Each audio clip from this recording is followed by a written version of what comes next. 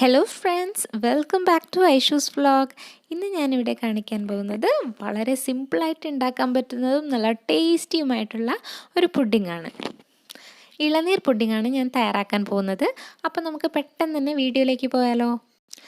ഇളനീർ ജ്യൂസ്, ഇതാണ് ഇതിൻ്റെ മെയിൻ ഇൻഗ്രീഡിയൻറ്റ്. ഈ ജ്യൂസ് ഞാൻ തയ്യാറാക്കിയത് 2 ഇളനീറിൻ്റെ കാമ്പും 1 ഇളനീറിൻ്റെ വെള്ളവും കൂടെ ചേർത്തിട്ടാണ്. അത്യാവശ്യം തിക്നെസ് കിട്ടാൻ വേണ്ടിയിട്ടാണ് ഞാൻ 1 ഇളനീറിൻ്റെ വെള്ളം എടുത്തത്. പിന്നെ വേണ്ടത് 1/2 ലിറ്റർ, അതായത് ഒരു 2 കപ്പ് പാലാണ്.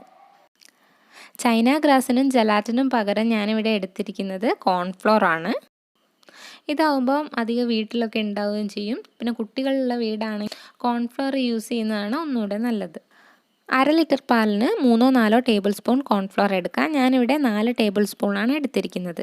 പിന്നെ വേണ്ടത് പഞ്ചസാരയാണ്. ഞാനിവിടെ 1/2 കപ്പ് പഞ്ചസാരയാണ് എടുത്തിരിക്കുന്നത്. ഇതൊരു മീഡിയം മധുരമാണ്. പിന്നെ അധികം മധുരം വേണമെങ്കിൽ നിങ്ങൾക്ക് ഒരു കപ്പ് പഞ്ചസാര എടുക്കാം. ഇളനീർ കാമ്പ് ഇതുപോലെ ചെറുതായി കട്ട് ചെയ്തത്. പിന്നെ വേണ്ടത് 3 ടേബിൾ സ്പൂൺ പാൽപ്പൊടി. അപ്പോൾ നമുക്കിതെങ്ങനെ തയ്യാറാക്കുന്നതെന്ന് നോക്കാം. നമ്മൾ എടുത്തു വെച്ചിരിക്കുന്ന കോൺഫ്ലവറിലേക്ക് കുറച്ച് പാല് ചേർത്തതിന് ശേഷം നല്ലപോലെ കട്ട പിടിക്കാതെ മിക്സ് ചെയ്തെടുക്കണം. ഒരു പാൻ എടുത്ത് അതിലേക്ക് ബാക്കിയുള്ള പാൽ കൂടെ ചേർത്തിട്ട് ലോ ഫ്ലെയിമിൽ വെക്കുക. ഇതിലേക്ക് പാൽപ്പൊടി ചേർത്തിട്ട് നന്നായി ഇളക്കിയെടുക്കുക. ഇതിലേക്ക് നേരത്തെ കലക്കി വെച്ച കോൺഫ്ലവറും കൂടെ ഒഴിക്കുക. എന്നിട്ട് നന്നായി ഒന്ന് മിക്സ് ചെയ്ത് കൊടുക്കുക. എന്നിട്ട് ഇതിലേക്ക് ഇളനീർ ജ്യൂസ് ഒഴിച്ചു കൊടുക്കുക. ഇനി ഇതിലേക്ക് പഞ്ചസാരയും കൂടെ ചേർത്തിട്ട് ഒരു മീഡിയം ഫ്ലെയിമിൽ ഇട്ടതിന് ശേഷം നല്ലപോലെ ഇളക്കി കൊടുക്കുക. ഈ കോൺഫ്ലവർ ചേർത്തുകൊണ്ട് കട്ട പിടിക്കാൻ സാധ്യതയുണ്ട്. അതുകൊണ്ട് കൈ എടുക്കാതെ ഇളക്കിക്കൊണ്ടേയിരിക്കുക. ഇത് നല്ലോണം ചൂടാവാൻ തുടങ്ങുമ്പോൾ നല്ലോണം കട്ടിയാവാൻ തുടങ്ങും. ആ സമയത്ത് നമുക്ക് ലോ ഫ്ലെയിമിൽ ഇട്ട് കൊടുക്കണം. അതുവരെ മീഡിയം ഫ്ലെയിമിൽ ഇട്ടിട്ട് തന്നെ ഇളക്കിക്കൊണ്ടേയിരിക്കുക. മധുരം ഇനിയും വേണമെന്നുണ്ടെങ്കിൽ കുറച്ചുകൂടെ പഞ്ചസാര ചേർത്ത് കൊടുക്കാം.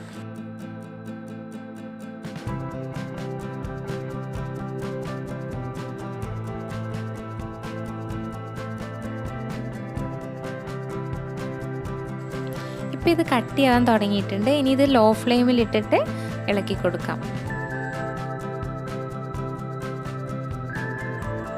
ഇതിലേക്ക് നമ്മൾ കട്ട് ചെയ്ത് വെച്ച ഇളനീർ കാമ്പ് ഇട്ട് കൊടുക്കുക. എന്നിട്ട് നന്നായി മിക്സ് ചെയ്തെടുക്കുക. പെട്ടെന്ന് തന്നെ ഇളക്കിയെടുക്കുക, അല്ലെങ്കിൽ വേഗം കട്ട പിടിച്ചു പോകും.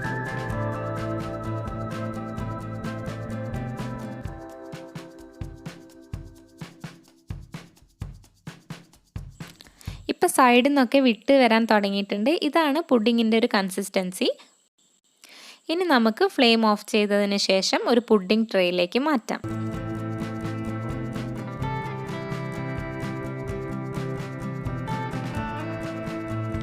ഇനി ഇതിൻ്റെ മുകളിലായി ഒന്ന് ഗാർണിഷ് ചെയ്യാൻ വേണ്ടിയിട്ട് ബദാമും ചെറിയുമാണ് ഞാൻ എടുത്തിട്ടുള്ളത്. നിങ്ങളെ ഇഷ്ടം പോലെ ഗാർണിഷ് ചെയ്തെടുക്കാം.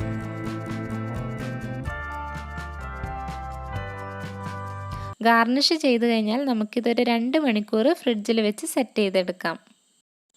അപ്പോൾ നമ്മുടെ ഇളനീർ പുഡിംഗ് ഇവിടെ റെഡി ആയിരിക്കുകയാണ്.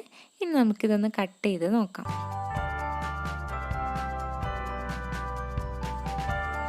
കട്ട് ചെയ്യുമ്പോൾ തന്നെ അറിയാം നല്ലൊരു സോഫ്റ്റ് ടെക്സ്ചറാണ്. എല്ലാം പാകമായി വന്നിട്ടുണ്ട്. വളരെ എളുപ്പമല്ല ഉണ്ടാക്കാൻ. അപ്പോൾ നിങ്ങളെല്ലാവരും ട്രൈ ചെയ്ത് നോക്കിയിട്ട് ഫീഡ്ബാക്ക് അറിയിക്കണം. അപ്പോൾ നെക്സ്റ്റ് വീഡിയോയിൽ പുതിയൊരു റെസിപ്പി ആയിട്ട് കാണാം. ബൈ. നിങ്ങൾക്കെല്ലാവർക്കും എൻ്റെ വീഡിയോസ് ഇഷ്ടമായാൽ സബ്സ്ക്രൈബ് ചെയ്യുക. സബ്സ്ക്രൈബ് ചെയ്തതിന് ശേഷം അതിൻ്റെ തൊട്ടടുത്തുള്ള ബെൽ ഐക്കൺ പ്രസ് ചെയ്യുക. ബെൽ ഐക്കൺ പ്രസ് ചെയ്താൽ ഞാൻ വീഡിയോസ് അപ്ലോഡ് ചെയ്യുന്ന സമയത്ത് നിങ്ങൾക്കതിൻ്റെ നോട്ടിഫിക്കേഷൻ ലഭിക്കുന്നതാണ്. താങ്ക്